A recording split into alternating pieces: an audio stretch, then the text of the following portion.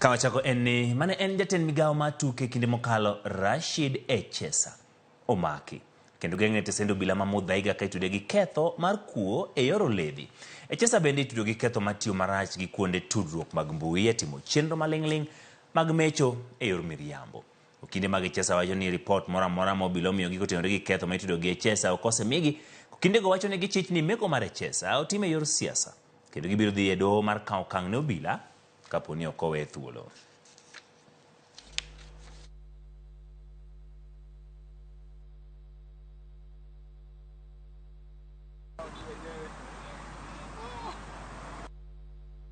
Hayo mambo yote hakuna ambapo tunaambiwa ni pesa ngapi alizozipata na kutoka kwa nani. Hakuna complainant, mlalamishi katika hii kesi hayuko.